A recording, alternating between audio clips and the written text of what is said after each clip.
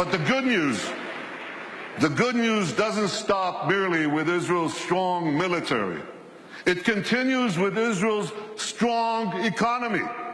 It's a tremendously strong economy. And I'll tell you, we made it stronger by moving Israel to free market principles, which unleashed the spark of genius embedded in our people into innovation, entrepreneurship. And there's a revolution taking place. This couldn't happen at the better time. Look at the 10 leading companies in 2006.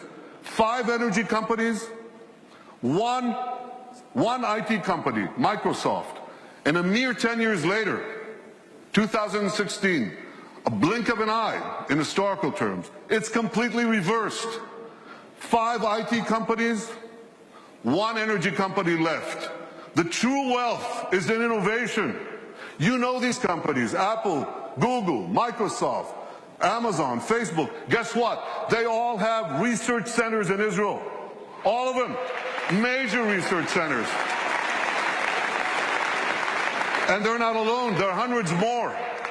And there's a reason. Something is going on. It's a great change. You want to hear jargon? It's one sentence. This is a terrible sentence, but I have no other way to say it. It's the confluence of big data, connectivity, and artificial intelligence. Okay? Did you get that? You know what that does? It revolutionizes old industries and it creates entirely new industries. So here's an old industry that Israel was always great in, agriculture. We're always good in agriculture. But now we have precision agriculture. You know what that is? See that drone in the sky? He's connected to a big database. And there are sensors in the field.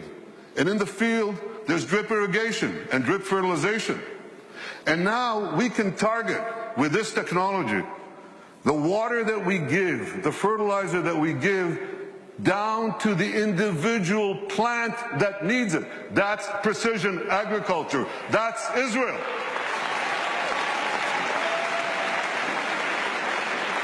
Unbelievable. You know, we were always good in water. I want you to see how good we are. So we recycle almost 90% of our wastewater.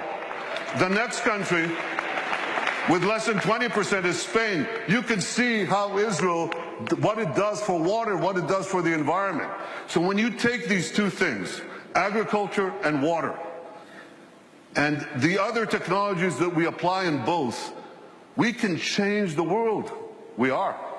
We are. I just heard about an African woman in Africa has to walk 8 hours a day to give water to her children. 4 hours one way to a well, 4 hours back. And a young Israeli company brought in this technology that improves on Moses. Remember Moses? He brought water from a rock. They bring water from thin air. They bring water to Africa, to millions of people in Africa. Israeli technology. And I was just recently in India. That's my friend, Prime Minister Narendra Modi. Great friend. I'm showing him cherry tomatoes. This is in Gujarat, India. This is Israeli technology. And what I heard there was fantastic. Farmers came from the region. There's an experimental farm there and a place where Israel gives technology know-how to Indian farmers. 65% of India's population are farmers. And one farmer after the other gets up and says, because of Israeli technology, I've increased my crop yields and my income 3 times, 4 times, 5 times. Israel is changing the world in India, in Asia, in Africa, in Latin America, everywhere. These are the old industries. Now they're new industries. Israel is literally, how can I say this? Israel is literally driving the world. I'm talking about autonomous vehicles. Israel is the world leader in autonomous vehicles.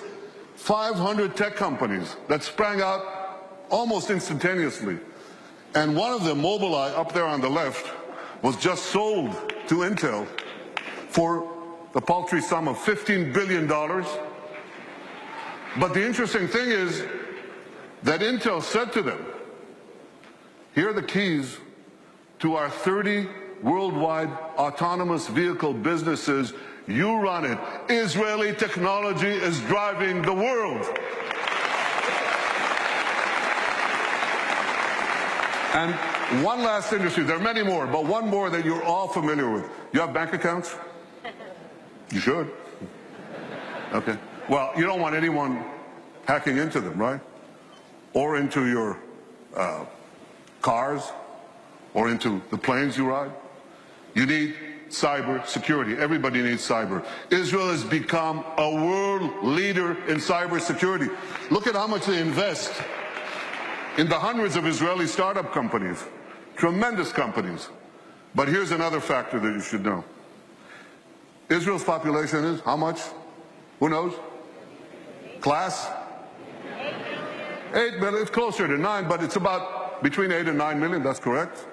And what percentage of that is of the world's population? Oh, come on.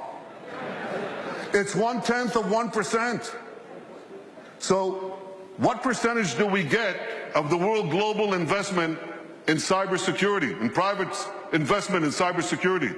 We're 1/10 of 1% of the world's population, and we get a whopping 20% of global private investment in cyber. We're punching 200 times above our weight. Not 2 times, not 10 times, not 100 times, 200 times above our weight. That's one heck of a punch. Very strong.